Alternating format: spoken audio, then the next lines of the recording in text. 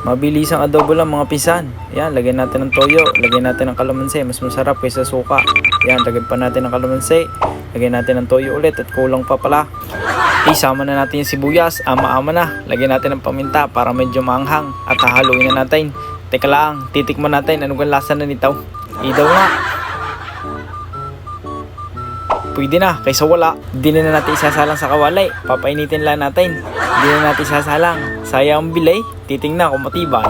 At ilalagay na natin ang ating binabad at papakuloy na natin. Pag yan lumambot na, ayos na yan, panama na. Tatakpan na natin ng kumulo para mabilis lumambot. Ay pasala eh. Pagkagarni na itsura ay konting palasa na laang. Kung aaari na sa inyo ay pwede na. Hahaluin ko lang ng konti. Lalagyan ko muna ng konting palasa. Wala palang bitsin at saka asin. Siya ay matabang itaw. Ay kahaba ng ating inantay. Ay ang itsurang garni ay ayos na. Ay talagang pwede na. Kukuha na ako ng bahaw at tayo kakain na. Ay paano mga pisan? Salamat. Tayo kakain na. Bye bye.